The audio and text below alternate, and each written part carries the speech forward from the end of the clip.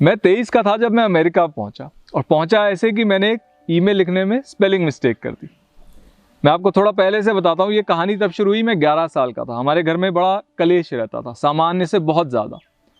पर सौभाग्यवश हमारे पास एक कंप्यूटर था, तो मैं अपने कमरे में अपना ज़्यादा समय जो है कंप्यूटर के साथ ही व्यतीत करता था, और मुझे प्रोग्रामिंग का शौक़ हो गया। बाद में यही शौक़ पेशे में तब्दील हो गया, और कॉलेज के साथ साथ मैंने फ्रीलांस काम करने शुरू कर दिए। तो मैं प्रोजेक्ट्स वगैरह ले लेता था, तो मेरी एक एक्स्ट्रा पॉकेट मनी बन जाती थी। मैं 21 का था, तो मैं कुछ क्लाइंट्स को ईमेल लिख रहा था कि भाई ये मेरे नए प्रोजेक्ट्स हैं, आपके पास इससे रिलेटेड कुछ काम है तो आप मुझे बताइए। काम अक्सर मैं ढूंढता रहता था। तो मेरे क्लाइंट हुआ करते थे Brint.com पे, वहां पे मैंने टी की जगह गलती से के लिख दिया। तो ये ईमेल पहुंची डैनी को। डैनी एक फिल्म मेकर है जो एरिजोना में रहता था। तो ये केविन स्पेसी की वेबसाइट बना रहा था, और उसको मेरा काम अच्छा लगा। तो उसने कहा कि देखिए, मैं आपको जानता नहीं, मुझे नहीं पता आप किसको ढूंढ रहे हैं, पर मेरे पास ये फला फला काम है, आप ये करेंगे तो मैं आपको इतने $, घंटे के दे दूंगा। तो अंधा क्या मांगे दो आंखें। मैंने कहा कि जी बिल्कुल, इतने पैसे के लिए तो मैं कुछ भी कर दूंगा, जो मुझे नहीं आता वो मैं सीख के कर दूंगा। तो वहां से डैनी और हमारे रिश्ते की शुरुआत हुई। तो 2 साल हमने इकट्ठे काम किया। 2003 तक वो बहुत ज्यादा टाइम डिफरेंस की वजह से पक गया था। तो उसने कहा कि भाई मैं तुम्हारा वीजा लगवा देता हूँ, तुम यहाँ आ जाओ।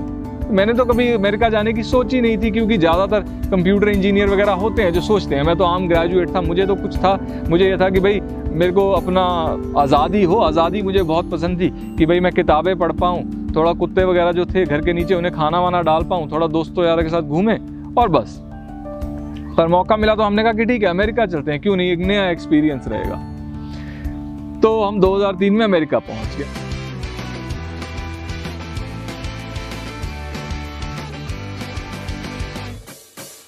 वहां पहुंचे तो जो सबसे बड़ा फर्क था कि भारत में तो मैं आज़ाद था, मैं चाहे काम करने से मैं नहीं घबराता था, पर यह था ना कि अपनी शर्तों पे काम करता था। चाहे 2 नाइट लगा ली, फिर उसके बाद 2 दिन काम नहीं किया।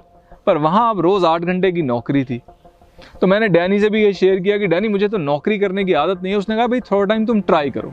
हम लोग एक सॉफ्टवेयर बेचा करते थे, और हमने कह रखा था कि भाई एक्सीलेंट कस्टमर सर्विस के लिए कि हम आपको 6 घंटे में डिलीवर कर देंगे। तो मैं इससे उकता गया, तो मैंने एक और सॉफ्टवेयर लिखा कि जिससे जो सारा जो प्रोसेस है कि पेमेंट आनी, सॉफ्टवेयर का जाना, ये ऑटोमेट हो जाए। तो ये होते होते ये चीज़ एक अपनी कंपनी में तब्दील हो गई। तो मैं जब लगभग 30 का था, तो ये कंपनी उस मुकाम पे पहुंच गई जहां मुझे इसको बहुत कम टाइम देना पड़ता था, और जो मेरा गोल था कि मेरा रहने का खाने का खर्चा चल जाए और मुझे अपने दिन के 8 घंटे बेचने ना पड़े, तो मैं उस मुकाम तक पहुंच गया। उस मुकाम तक पहुंच गया। मेरा लाइफस्टाइल कुछ ऐसा था, मैं एक अच्छे नेबरहुड में, हिस्टोरिक डिस्ट्रिक्ट था, वहाँ हमने घर ले लिया। वहाँ से सुबह निकलता, मैं एक कैफ़े में जाता, थोड़ा टाइम लाइब्रेरी स्पेंड करता, किसी अच्छी जगह लंच करते, घर आता, थोड़ा टीवी देखा, एक्सबॉक्स खेला, घूमने चले गए, कहीं थाई रेस्टोरेंट खाने चले गए, सो गए, अगले दिन रिपीट। तो मज़े तो बहुत आ रहे थे, पर मैं खुश नहीं था। तो मैंने कहा यार अब करें तो क्या करें। थोड़ा मैंने आसपास वालों को देखा, तो देखा भाई लोग क्या है, अपने आप को गोल देते हैं। अब कई लोग तो जो है वो उस गोल तक पहुंच नहीं पाते, वो एक ट्रेडमिल में फंसे रह जाते हैं, जिसे आप रैट रेस कहते हैं, उसमें फंसे रह जाते हैं, और इसमें उनकी जिंदगी खत्म हो जाती है। कई लोग होते हैं सौभाग्यशाली होते हैं, भगवान की कृपा से अपने दिए हुए गोल पे पहुंच जाते हैं। अब जब वो उस गोल पे पहुंच जाते हैं, तो मैंने देखा कि वो अपने आप को फिर एक उस गोल पोस्ट को आगे कर देते हैं, वो एक और बड़ा गोल देते हैं अपने आप को कि बेटर घर, बेटर शहर, बेटर गाड़ी, बड़ा बिजनेस। तो मैंने कहा यार ये तो दोनों ही ऑप्शन ठीक नहीं है। अब मैं अपने आप को एक नया गोल दे देता हूँ, तो या तो मैं एक ट्रेडमिल में फंस जाऊंगा, या मैं जब उस गोल तक पहुंच जाऊंगा फिर मेरे को अपने आप को नया गोल देना पड़ेगा। तो क्या यही जिंदगी का अर्थ है? तो कह लीजिए जिसे एक एग्जिस्टेंशियल क्राइसिस होता है, वो मेरी जिंदगी में आ गया। तो लाइब्रेरी तो मैं जाता ही था, तो मैथ साइंस की जगह कुछ मैंने फिलॉसफी की किताबें पढ़नी शुरू कर दी, बुद्ध के बारे में पढ़ना शुरू किया, साथ ही साथ जो अपने विचार थे वो लिखने शुरू किए कि कुछ क्लैरिटी आए, क्योंकि दिमाग में सब कुछ गड़बड़ हो जाता है। जैसे अलमारी साफ करनी हो तो सारे कपड़े आप पहले बाहर निकालते हैं, फिर करीने से अंदर रखते हैं ना। तो मैं जिसे ब्रेन डंप कहता था, मैं अपने सारे जो विचार हैं वो डायरी में लिख लेता था। तो वहाँ से मुझे एक थोड़ी एक छवि सी उभरती हुई दिखाई दी कि यार ये जो भी मैं मज़े कर रहा हूँ उसमें मेरे को खुशी इसलिए नहीं मिल रही क्योंकि इस मज़ों की कीमत जो है कोई और चुका रहा है। अब आप देखिए, जैसे कोई भी चीज़ है, एक पेंसिल ही ले लेते हैं। तो जैसे एक पेंसिल है, पेंसिल में लकड़ी लगी है, ठीक है, उसके अंदर सिक्का डला है, उसके ऊपर थोड़ा सा मेटल की एक चूड़ी सी चढ़ी रहती है, उसमें एक रबड़ लगा रहता है। अब ये देखिए, रबड़ किसी ने उगाया होगा या किसी फैक्ट्री में बना होगा, लकड़ी के लिए पेड़ कटे होंगे, लेड के लिए कहीं माइनिंग हुई होगी, उसके जो पेंसिल के ऊपर पीले रंग का पेंट रहता है वो किसी केमिकल फैक्ट्री में बना होगा, और इस सब को साथ लाने के लिए ट्रांसपोर्टेशन यूज हुई होगी। ट्रांसपोर्टेशन तेल यूज करती है, तेल के लिए प्रदूषण होता है। तो ये तो मैं सिर्फ एक पेंसिल की बात कर रहा हूँ। तो मैंने कहा कि यार ये तो बड़ी गंभीर समस्या है, क्योंकि एक तरफ तो हम बुद्ध के अनुयायी हैं, हम अपने आप को सोचते हैं कि भाई I am a good person, मैं बड़ा अच्छा इंसान हूँ, डू नो हार्म, और यहाँ पे हर कदम पे जस्ट एक आम ग्राहक होते हुए मैं इतना नुकसान पहुँचा रहा हूँ। तो मैंने कहा ये तो सही नहीं है। तो मैं वीगन तो हो ही चुका था, मतलब मैं दूध नहीं पीता था, अंडा नहीं खाता था, मीट नहीं खाता था। अब मैंने क्या किया, जो मैंने कपड़े वगैरह खरीदने थे तो वो भी पुराने लेने शुरू कर दिए। भाई जितना ज़रूरत है, अमेरिका में एक थ्रिफ्ट स्टोर करके होता है, वहाँ पुराने कपड़े मिलते हैं, पुराना सामान मिलता है। तो मैंने किताबें पुरानी खरीदनी शुरू कर दी, फर्नीचर पुराना खरीदना शुरू कर दिया, कपड़े पुराने शुरू कर दिए खरीदने, और जो जो चीज़ें ज़रूरत की नहीं थी उन्हें छोड़ना शुरू कर दिया। शराब पीनी बंद कर दी, सिगरेट पीनी बंद कर दी। तो अब ये छोड़ते छोड़ते एक ऐसा सिलसिला शुरू हुआ कि जहाँ पे मुझे लगा कि भाई कि ठीक है, तुमने अपनी जो कंजम्पशन है वो कम कर दी, पर जो तुम जी रहे हो उसका भी तो एक सफरिंग फुटप्रिंट है। सफरिंग फुटप्रिंट मैं आपको समझाता हूँ। जैसे मान लीजिए मैं सिर्फ चावल खा के जीता हूँ। अब ये जो चावल हैं ये जहाँ उगेंगे, पहले कभी जंगल रहा होगा ना, जहाँ खेत है आज, तो जंगल कटेगा, वहाँ से पशु पक्षी बेघर होंगे, फिर उस जगह को पानी से भर दिया जाएगा, तो उसमें जो जमीन में चूहे रहते हैं, सांप रहते हैं, वो बेघर हो जाएंगे। फिर उसमें हल चलेगा, तो उसमें जो केचुए हैं, घोंगे हैं, वो पिस जाएंगे। हल चलाएगा इसमें। अब हल चलाना कोई आसान काम नहीं है ना, काफ़ी बूढ़े बैल तो हल चलाने वाले सीजन में ख़त्म हो जाते हैं। मतलब 6 इंच 12 इंच आपका हल नीचे गया हुआ है और कीचड़ में उसको खींचना है, बड़ा मुश्किल काम है। तो मैंने कहा यार, मेरे सिर्फ जीने के लिए भी किसी और को इतना कष्ट हो रहा है, सांप को, केचुओं को, बैल को, फिर उसके बाद फिर वही चावल अब मेरे तक पहुंचने के लिए फिर फैक्ट्रियों का सिलसिला, क्योंकि पैकेजिंग होगी, उसके लिए ट्रक चाहिए, ट्रकों के लिए सड़कें चाहिए, तेल चाहिए, इतना प्रदूषण। तो मैंने कहा यार, मुझे आत्महत्या कर लेनी चाहिए। मैं डिप्रेस नहीं था, पर ये जस्ट मेरी एक जो विचार थे वो यहाँ पे आगे कंक्लूड हो रहे थे कि भाई सब कुछ मेरे पास है, खुश मैं हूं नहीं, और अगर खुशी कंजम्पशन से मिलती है और कंजम्पशन से इतनी सफरिंग होती है तो वाई वेट, आज आत्महत्या कर लो। अब देखिए, हर किसी को अपने जीवन से लगाव होता है।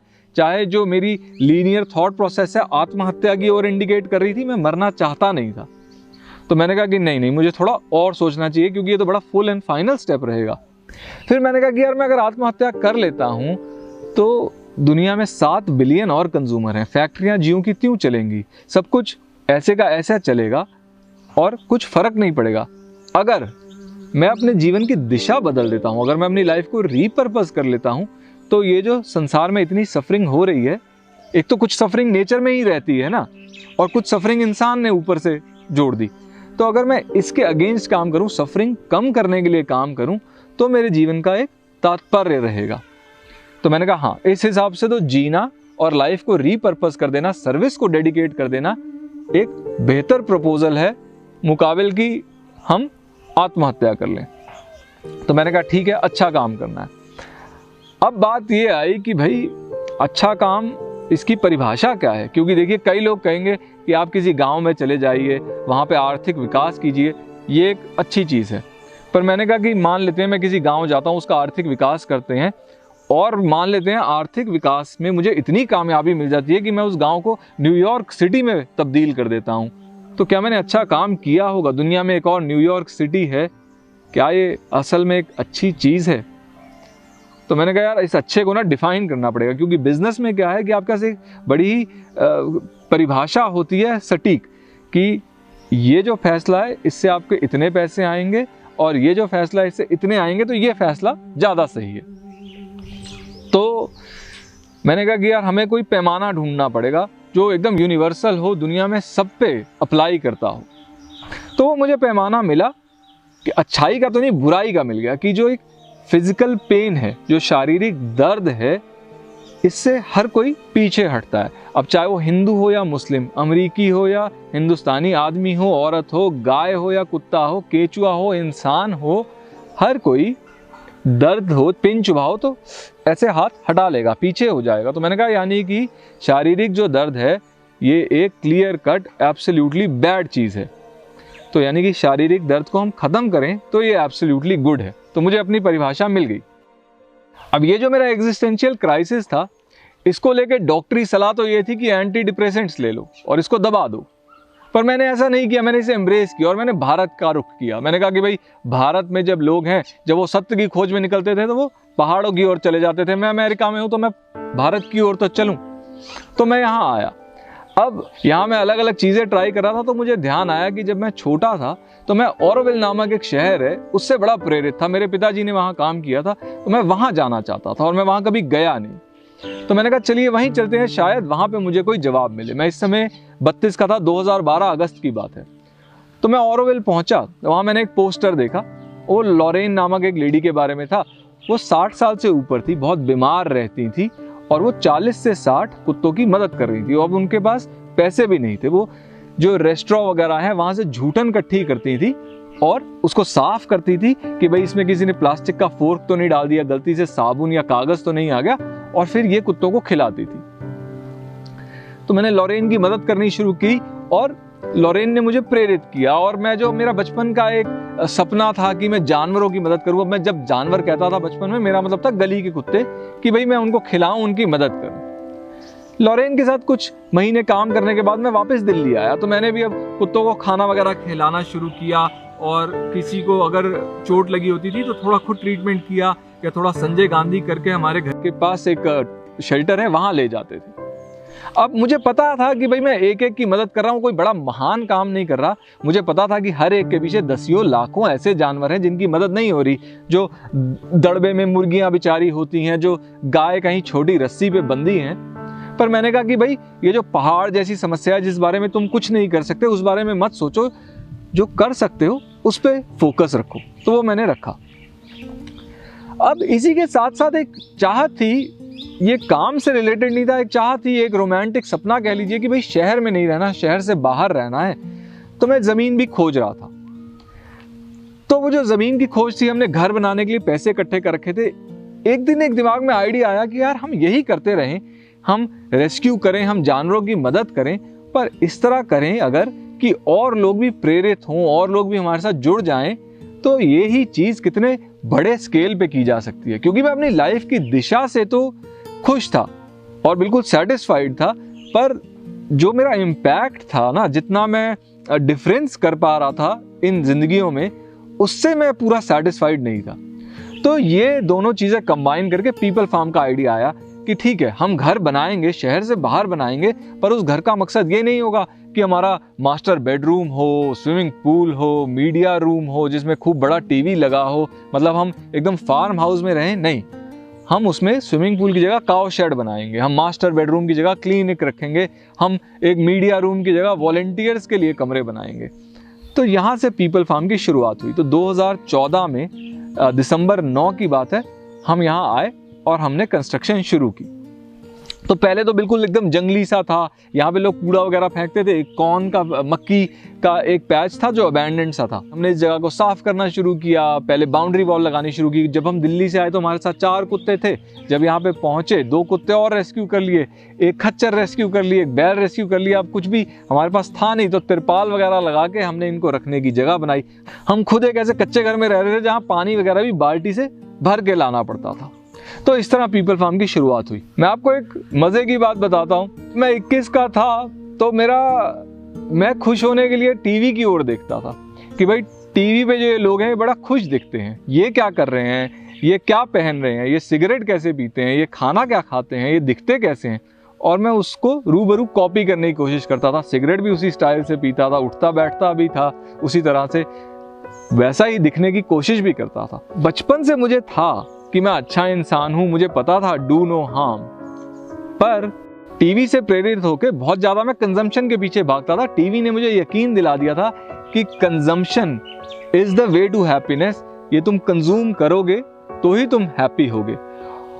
और मुझे लगता है कि हमारे अंदर एक खोखलापन होता है जिसको हम कंज्यूम करके भरने की कोशिश करते हैं। तो अब खैर फिलहाल ये मेरा भ्रम तो टूट चुका था, और जब मैंने ये कंजम्पशन छोड़ के अपने से बड़ा एक मुद्दा चुना जीने के लिए, तो ऐसा लगा जैसे कि किसी ने मेरा हाथ थाम लिया और उस हाथ की मदद से मैं उस खड्डे से बाहर निकला हूं। और कंज्यूम ना करना और अच्छे काम करना दोनों ही साथ साथ चलते हैं, बड़ा ही हैंड इन हैंड चलते हैं, क्योंकि जब आप अच्छे काम करते हैं तो आपके पास टाइम ही नहीं बचता कि आप कंजम्पशन के बारे में सोचें, तो वो खोखलापन रहता ही नहीं जिसे आप भरने की कोशिश करते हैं। तो अब ये जो चेंज है, ये जो बदलाव मेरी जिंदगी में आया, ये आसान नहीं था, क्योंकि होता क्या है, समाज के प्रेशर के चलते, टीवी के चलते, फैशन के चलते हमारा दिमाग प्रोग्राम सा हो जाता है।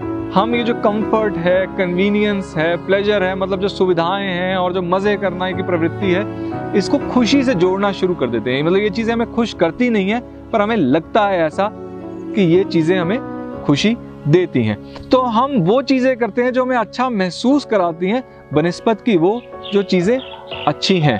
तो अब इसको रीप्रोग्राम करना आसान नहीं था। तो वही, जैसे कोई भी चीज आप करते हैं कि आप धीरे धीरे करते रहिए और प्रैक्टिस करते रहिए, one small step at a time, और फिर ये चीजें हो जाती हैं। तो जैसे मैंने पहले दूध छोड़ा, अंडा छोड़ा, फिर पुराने कपड़े खरीदने शुरू करे, फिर सिगरेट छोड़ी, फिर शराब छोड़ा, मतलब one step at a time, और प्रैक्टिस करते करते आप अपने दिमाग को रीप्रोग्राम कर लेते हैं। तो खैर मेरे सफर की शुरुआत इसलिए हुई थी कि मैं खुश नहीं था। खुशी तो मुझे मिली नहीं, पर मुझे जीने का एक मुद्दा मिल गया, और उस मुद्दे के चलते चलते मैं कहूँगा करीबन 2 साल पहले एक ऐसी बड़ी ही डीप सेटिस्फैक्शन या कंटेंटमेंट मुझे मिल गई जो मुझे लगता है किसी भी खुशी से बड़ी है, क्योंकि ये मुझसे कोई छीन नहीं सकता।